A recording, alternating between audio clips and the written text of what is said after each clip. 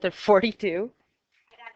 T3, T4, T5, T6, T7, T8. So you always draw them out. And the key thing here is arithmetic, right? Now, you guys, what I tell you to do, how can you find D without having to work out by guessing? Because that's a terrible way to do it. Yeah. Yeah.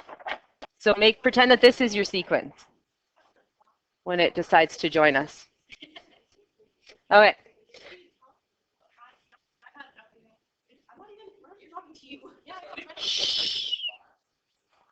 It's fighting. Yeah, I know. Okay. So 34 is my Tn equals T1, which is 4, plus, what's my n in this case? And that's what everyone screws up. They always put 8, but it's not 8 anymore. It's 6. Count your blanks if you want to. 6 minus 1, and then we're trying to find D. Subtract the 4 over, and we get 30 equals 5D by subtracting the 4. And then D equals what? 6, right? And then if we want T1, you can go use the formula and do that, but that does not sound like fun to me. So because we only have to work 2 back. So instead of adding 6 to go this way, what should we do to go this way? What's the opposite of adding 6, Taylor? Yeah, subtract 6. So you get negative 2, and subtract 6 again, and you get negative 8.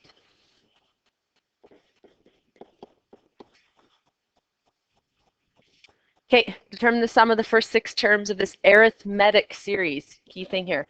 Remember, what's the key thing with arithmetic compared to geometric sums? What do you always have to have in order to use the formulas? Starts with N, rhymes with N. N, good job. Okay, so you always have to have the number of terms. If you don't have the number of terms, you can't use the arithmetic sum. But look on your formula sheet. Look at the geometric sums. One of the geometric sums has an n and the other one doesn't. So geometric, you don't always need to know the number of terms, but arithmetic, you do. It gave it to us, so we're good. But if we didn't give it to us, we have to use the T1, Tn formula and get it. Okay, so to determine which formula you should use, find out what you have. So we have T1, which is negative 75. What is D? Is it going up or down? That confuses people all the time. Going up, because you get smaller negatives, you're going to work your way to 0, so it's up by 6. Do we have Tn? No, we have n. So if we don't have Tn, we can't use the second formula, right? And the formula is Sn equals n divided by 2, 2T1 plus n minus 1D. I think. Yeah. You can't use the second one because you need to have your last term in order to use the second one, right? But both of them are n divided by 2, n minus 1. So you need to know n. If you don't know n, you have to find n for arithmetic. So we want to find S6 equals 6 divided by 2. 2 times negative 75 plus 6 minus 1 times 6. So you can get 3. Negative 75 times 2 is negative 150. Plus 5 times 6 is 30. That's 3 times negative 120 equals negative 360.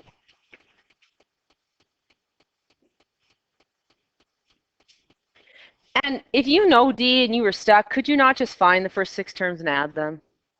Yeah, get you the same thing.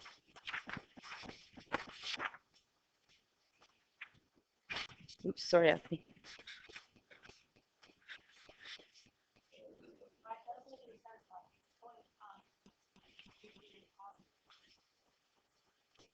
But it's only the first 6 terms. You're summing them. Right? So you're going to go negative 7. There's a calculator on here. Come on, baby.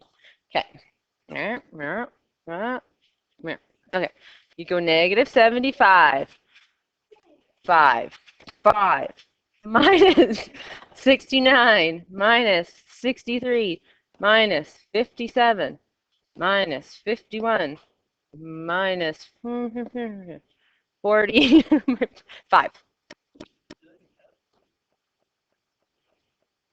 I only teach math. If I can't do that in my head, be very afraid if I'm your teacher. Like, it's not like I teach social on the side or anything.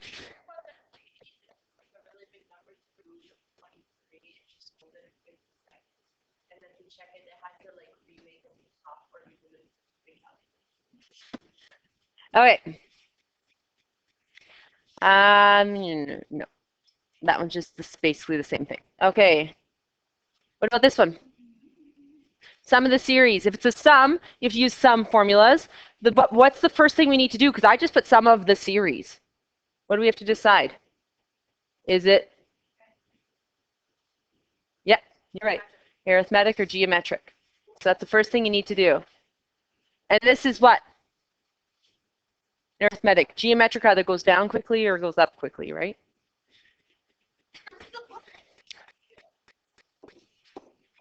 So we have T1, negative 13.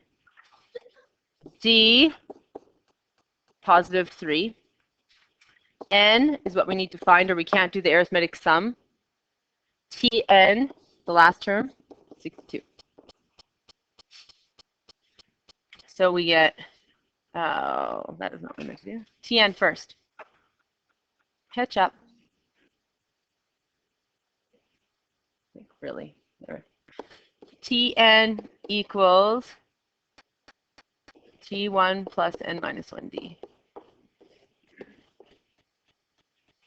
So 62 equals negative 13 plus, I have no idea, minus 1d. What's the first thing we have to do? Well, there's two things you can do at once if we really want to.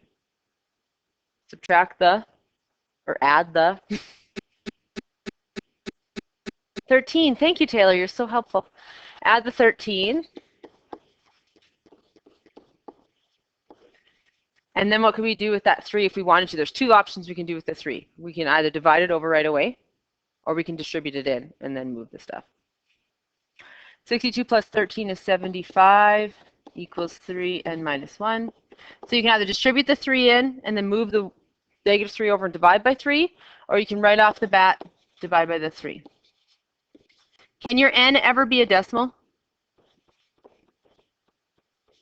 N's the number of terms. Can a number of terms be decimals? No. So if it's a decimal, go back, you oopsed. Now, a lot of people get to this spot and then they are lazy and they don't show plus 1 here and they write 24. They like subtract 1. That would be really not fun. So we're going to make sure we get that correct. N equals 26.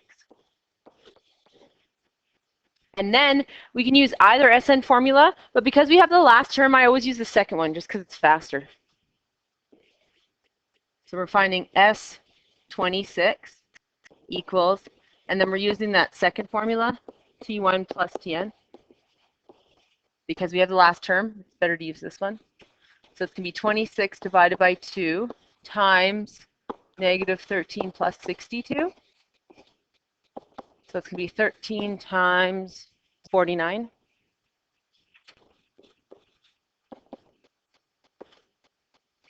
What's that? 637. Perfect. Okay. You guys try number 6.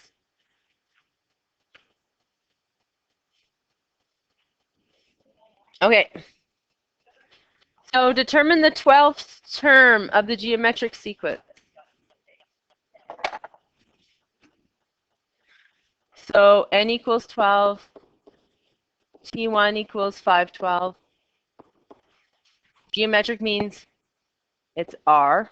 So term 2 divided by term 1, or term 3 divided by term 2, which is the previous term, divided by the term after. Or the term after divided by the previous term, sorry. So this is negative a half. That's all you need. So we want the 12th term. So T12. We don't want S12 because that's not asking for the sum. T12 equals T1 and then R to the n minus 1. Remember that this is together. You cannot go T1 times R and then raise it to the power, which everyone does. You can't do that. The exponent is only to the R. So T1 is 512. R is a half to the 12 minus 1. So you're going to go a half to the 11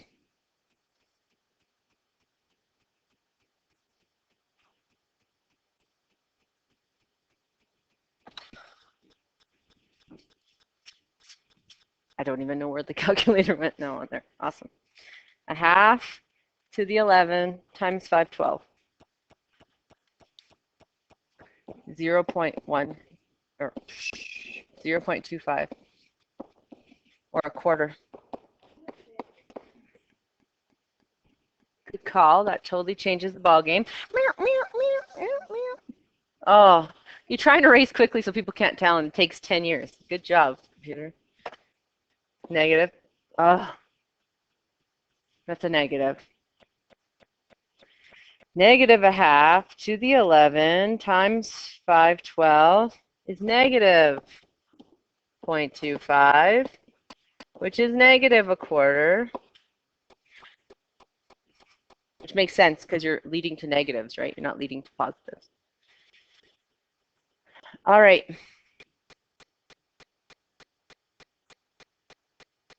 The basic sum formulas for geometric people are really good at, so we're going to skip those for now. What if I give you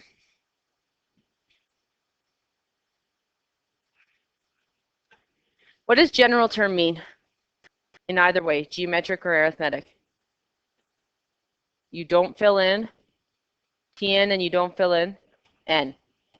So general form means you want it to be general so that if I give you term 2 or term 5 or term 7, you can fill it in at any term and you can give me an answer quickly. So if I asked you for the general term of this geometric sequence here, you would just literally go Tn stays Tn, T1 is 2, R is 7 to the n minus 1, and you'd be done. You leave n be n, you leave Tn be Tn, because now if I ask you for the 100th term, you'd fill 100 in here and 100 in here, give me an answer quickly. If I ask you for the 30th, you'd go 30 and 30 and answer me quickly. So that's what the general term is. If I ask you for general of arithmetic,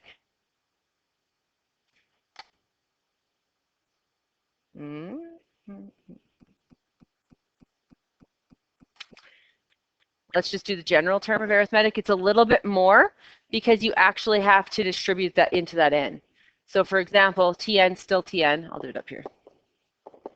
T1 is 6 plus n minus, why am I doing plus or minus? I'm like hitting up quadratic formula or something.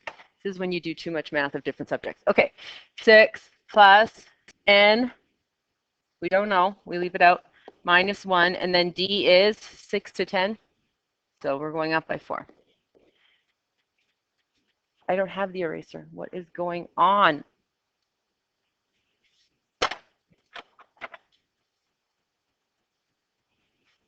Like, honestly.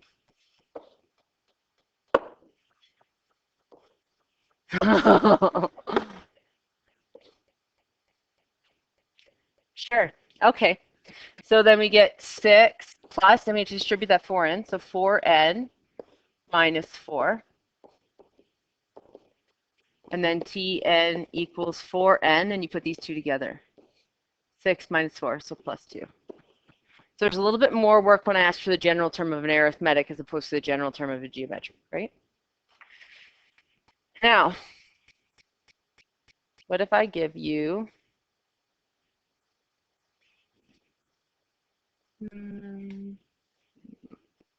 okay, come on. This one. 11. A word problem. Once I get that other piece to go there. So depreciation means my rate is depreciating. If I just made 100% of what the original value was, my R would be 1, right? Because if I times anything by 1, it just stays the exact same. If I wanted to appreciate by 12%, it would be 1 plus 0.12. And if it was depreciating, which it is, my R value is actually 1 minus 0.12, which is 0.88. Okay? So that's one of the biggest things that people have to remember, how to get the R. The second thing is deciding, is n 7 or 8? So I always say draw it out. So we have 24,000 right away, right? That's term 1. Is that year 1? Is that after 1 year? No. So this is actually like right off the bat. right? This is at 0 years. So if T1 is 0 years, what T would be 7 years? T8. Because this would be, T1 would be 0 years, T2 would be 1 year,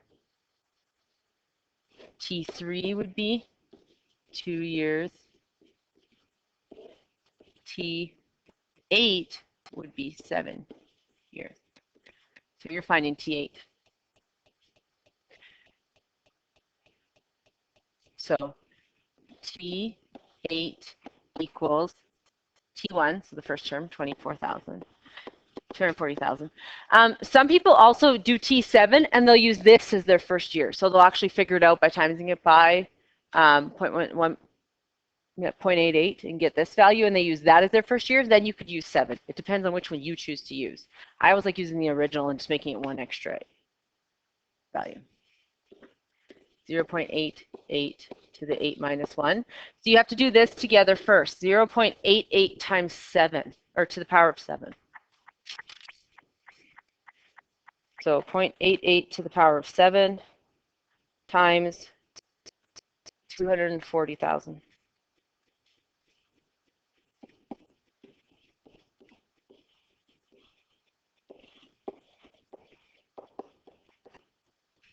$98,082.14. Yeah? So like I said, the hardest part is remembering depreciation, it's 1 minus, appreciation, it's 1 plus. If you're someone who's like, I didn't remember that, write that as a note, do a little star. Say if it says appreciation, I do 1 plus. If it says depreciation, I do 1 minus. Okay, you need to know it's geometric because most of the time we're not going to tell you. And the other thing that people have a problem with is the years. So always draw them out and find out what you need your value to be. Okay? The infamous ball question. Try it out.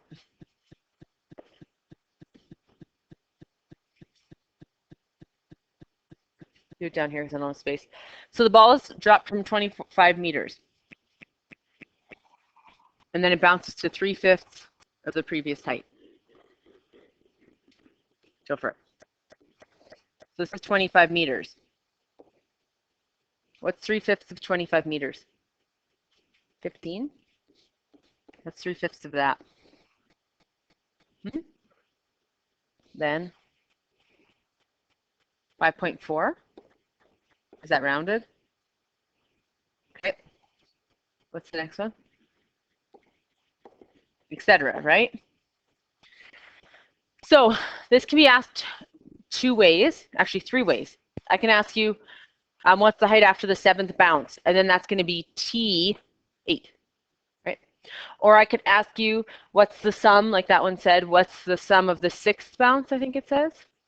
Okay. Or I can say, what's the sum if the ball bounces forever?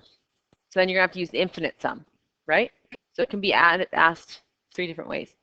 This one asks, I think, to the 6th bounce.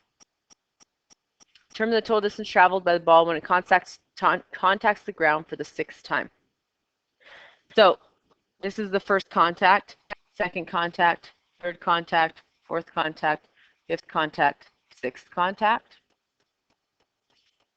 Okay. So what you can do is decide how many terms there are. This one is such a short one that I would honestly just add them all up rather than try and figure out the formula, because I need one more here and I can figure out the sum to that bounce, right? However, what's the catch if I do it using the formula? Well, I write out this 25 by itself, and then what I can do is find the total. So this would be 30, this would be 18, this would be term 1, term 2, this would be 10.8, term 3, this would be 6.48, term 4. So technically I'd be finding the sum of the first 5, right? And you treat this like your values. But if this were me, I would just find the last one and add them up. Unless it's like the 18th bounce or something, which takes a little bit longer, then you'd use the formula. Or infinitely. Like if it says till the ball comes to a stop, right? Which would be infinite, sum of infinity. The good thing about that is you don't need to know n, because you just literally fill in t1 over 1 minus r. All right, and then add to it the 25, so that's the catch. So 3.24, oops, 3.24 times 3/5 is 1.944 times 2, which is 3.888. So you should get 25 plus 30 plus 18 plus 10.8 plus 6.48 plus 3.888, 94.168.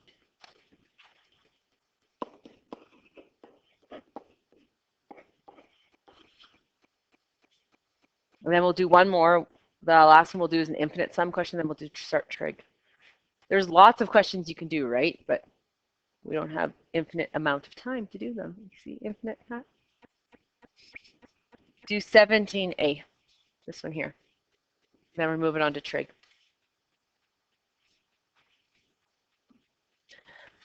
Okay, so this one's going to be s infinity equals t1 over 1 minus r.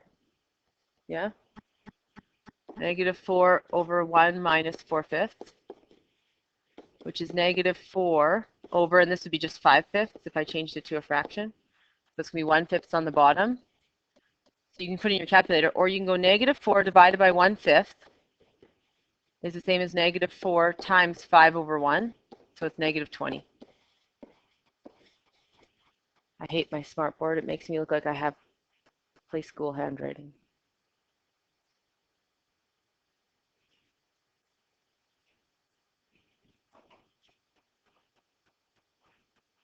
(13, 14, and 15).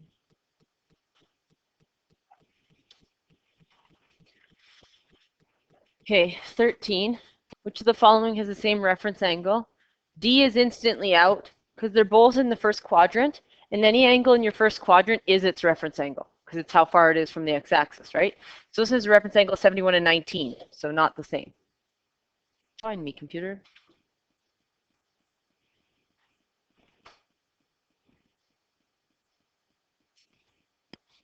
Anyways, A is 62 and 152. So 62 and then 152 is going to be 180 minus 152, which is 28. So that's not going to work. Awesome. Mackenzie better know I love her because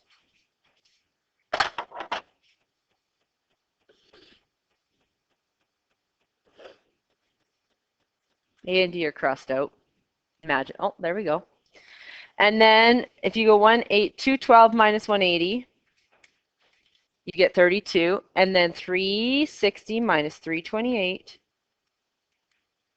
you get 32. So it's B, which is not circling properly, but it's B. In which quadrant is the sine ratio of an angle negative and the tan ratio of also negative? That screams cast rule, right? C, A, S, T, quadrant 1, 2, 3, 4. Okay. So the sine ratio is negative. So sine is negative in C and T. Where is tan negative? Tan is negative in S and C. Where do they double up once it shows up? Oh, there we go, in C. So quadrant 4. They're both negative in quadrant 4.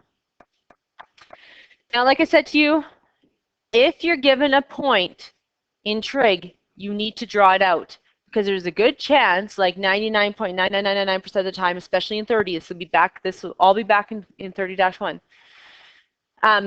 that whatever trig ratio they asked you to find, they didn't give you that side. So you're going to have to use Pythagorean Theorem to get to the third side. Now, we always draw out the point so that when we do Pythagorean Theorem, remember when you take the square root of a number at the end? You have to decide, is it plus or minus? The only way you can decide is if it's positive or negative is where it is on the Cartesian plane or where it is on the graph. So you have to draw that point or you're having a 50-50 guess. And it's not going to pan out well because, look, they have both options, right? So 8 and negative 6.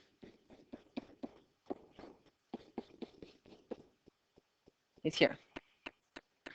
You always connect it with the central angle and the x-axis. So this is 8. Okay. This is -6. And what's our r always? Positive. It can't be negative. So in this case, we know that our answer is going to end up being either positive or negative, depending on which trig ratio they ask us for. Now, they ask us for sine. Now, the way we remembering it was sign your resume. Someone taught me once. Then Sebastian came up with cook extra rice. It works. And then tan your Xbox, which I don't know why you tan your Xbox, but it works. So cook extra rice, tan your Xbox, and sign your resume. It gets you all your trig ratios. So we use Pythagorean Theorem. We're missing the r squared, and we add up the two sides. 8 squared plus -6 squared. So r squared equals 64 plus 36. R squared equals 100. R equals plus or minus root 100, which is positive or negative 10. But the radius can never be negative, so it's positive. So we need sign your resume. So sine theta equals, your y is -6, your r is 10. -6, 10 is -0.6 b. So when they give you a coordinate, it's not so hard because your r will always be positive. But if they give you a trig ratio and ask you for a different one, then you really need to draw it. Okay? I would draw them anyways. And remember, your radius always has to be the longest side too, right? So if all of a sudden you solve it out and you get like 2, go back, try again.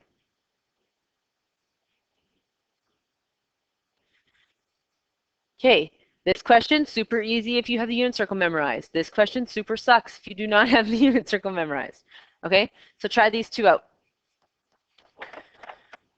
Okay, if you have the unit circle memorized, the hardest part of this is to remember which one is cos and which one is sine. The x or the y on the unit circle? X. So we go to cos, we go to 210, we take our x value off, which is -√3/2, and it's a. Angle A terminates in the fourth quadrant. So we go to our fourth quadrant, and we draw ourselves a triangle. Cook extra rice. So we have the x, we have the r, and because I drew it here, I now know my y is negative, right? Because that's the only way it can be in the third quadrant. Solve it out. It's always 3, 4, 5, by the way. It comes up a lot. But anyways, we're going to go y squared equals r squared minus x squared. Y squared equals 5 squared minus 4 squared. Y squared equals 25 minus 16. Y squared equals 9.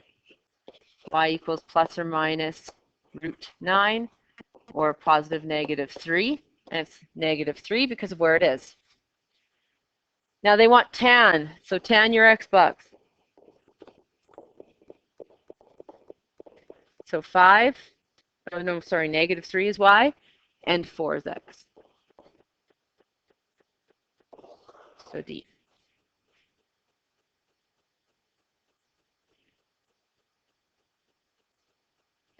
Now this one says the largest solution, I guess I can leave it like this just in case you need it. The largest solution to the equation tan theta equals 1 is what? So you always move that over and you get tan theta equals -1. What I tell you to always do in these cases, find the reference angle when you're solving. You're just finding out what angle it is, right? So you need to find the reference angle. The reference angle is always tan -1 or sine -1 or cos -1 of the positive answer. It doesn't matter that it's negative. You have to find the reference angle. So you're going to go tan -1, sorry, theta, equals tan -1 of 1. Not -1. We want the reference angle. And we always do positive because then it will get us in quadrant 1. And that'll give us a reference angle. Because remember, quadrant 1, the angle in quadrant 1 is always the reference angle anyways. Make sure your calculator's in degree mode. And you go second tan of 1. And you get 45. So my reference angle equals 45 degrees. Step 2, use cast. Find out where the heck these arms are. Well, it's negative 10, right? It's negative 10. So if it's negative 10, where's tan negative? In S and C. Now we just need to find out what those angles are. Remember, the reference angle is 45. We know that. And remember, you always measure your angle from the x-axis. So this angle here is going to be 180 minus 45, which is 135. And this angle here is going to be 360 minus 45. To get me here, it's going to be 360 minus 45, so it's 315. So it's going to be no. Oh, largest solution. This one. I didn't read it. It says largest solution. So 135 is right, but because it says largest solution, it's not. Okay? So what if I gave you sine theta equals negative root 3 over 2, and I want you to give me the angles between 0 and 360 that fit this. Try it out. I want you to give me, there's always going to be two angles between 0 and 360 that fit this. Solve. So we can either go right after unit circle and find them if you spot the unit circle in here, or if you have the unit circle memorized. If not, you're going to go theta equals sine neg1 of root 3 over 2, because you always take the positive to get the reference angle. So your reference angle is 60 degrees. Then you draw it. Sine is negative here and here. I have reference angles. That is terribly drawn because they should be down here, but whatever. Of 60 degrees.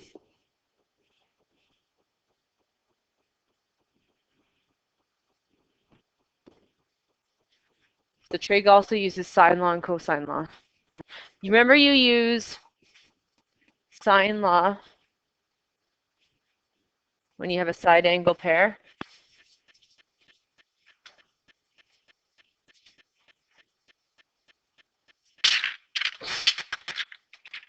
Oops.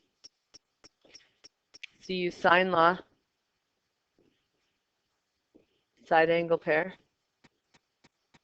So side and an angle across from each other. You use cosine law when you have side, side, side, and then you're going to be finding an angle, right? Because if you have all three sides, you can't find the third side. So you're going to use that cos A equals b squared plus c squared, the two sides that don't match, minus the side that does match, all over 2bc. Or when you have SAS, side angle side, it has to be the angle in between them or else you have a side angle pair. Then you can find the third side. So when you find angle, find side. So you'll do a squared equals b squared plus c squared minus 2bc cos the angle that matches the side you're looking for.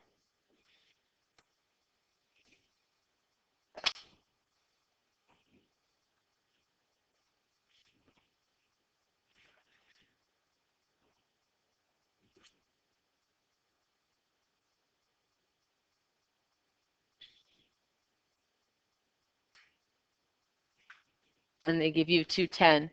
The first hole at the golf course is 210 yards in a direct line from the tee. Tee to the hole, so 210 is this. And the angle between the first shot and his second shot was 105. The length of his second shot.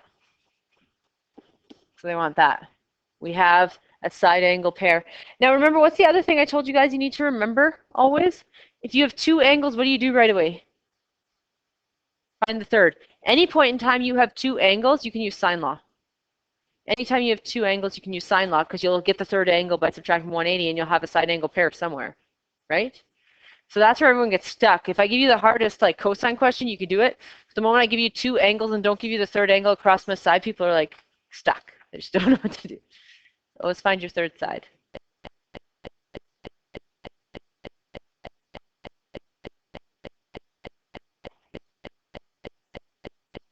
So because we have a side angle pair, we're going to use sine law.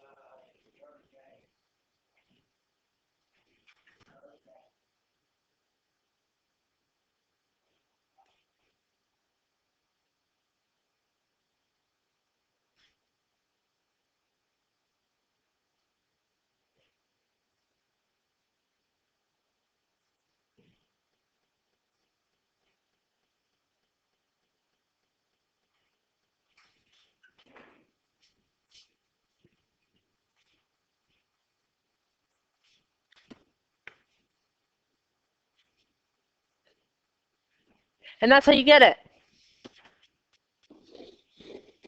So it might not be drawn to scale, but like I've told you before, don't spend hours trying to draw it to scale.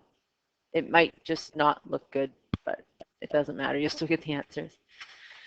So side AB is 3.6, BC is 4.2, BCA is this angle. Okay, BCA, if it tells you which angle connects B to C to A, it's going to be C. Whichever one they list in the middle is always the angle you're finding. Okay, and the reason why they do that is if I listed just Q here for this one below, which one would it be? Would it be this one? Would it be this one? Would it be the whole thing? So if I said just Q, it would be this. But if I said PQS, it would be this little angle. And if I said SQR, it would be this little angle. So that's why they list the 3 letters, not just because it looks ugly or something like that. Okay, so this one's 28. And they want the measure of angle ABC. So this one here, when it decides to come up. I don't even know what's going on. Okay, so you want that angle. This one is a little bit harder than the last one, right? Because you'd actually have to do the what? To do the 2 triangles. This is the ambiguous case. If you try this one up by ambiguous case. We're running out of time. So you have to do ambiguous case. You have to try the height, see if this length here is longer than that, and then you get your 2 cases. So that's why you're either going to get C or D, depending on which one it is. Okay? You have to do ambiguous case.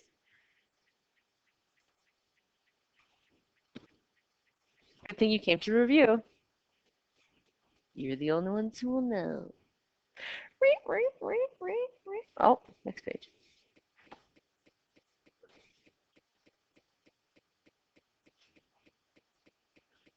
I don't have one that, but I want to do one like this, so I'm going to make it up, which sometimes is scary. So enjoy.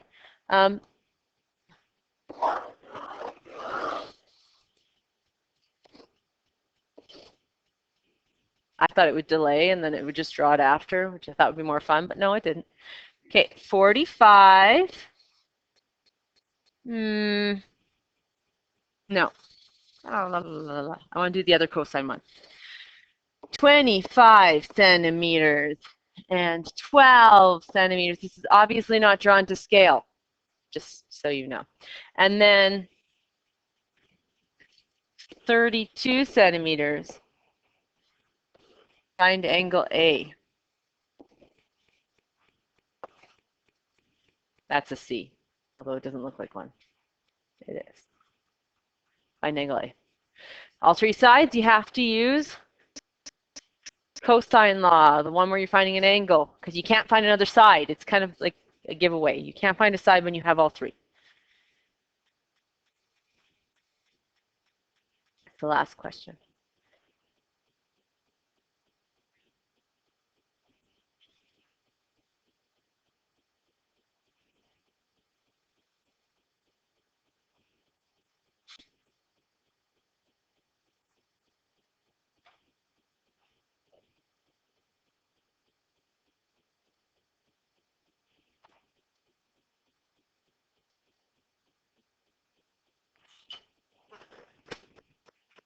Oh no.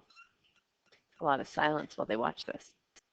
So it's going to be cos A equals the two sides that don't match, 25 squared plus 12 squared minus 2 times 25 times, what am I doing?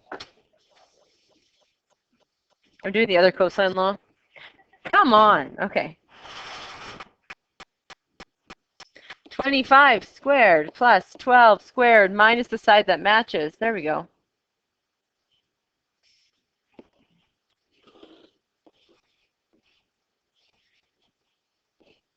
Is this not right? Am I? Yeah? Yeah? It's been a long day. Come on, computer. Catch up with my long day. Okay, there we go. So here, 25 squared plus 12 squared minus the side that doesn't match, 32 squared, divided by bracket 2 times 25 times 12. Second cos, second answer, 115. Because you have to cos neg 1 it, right?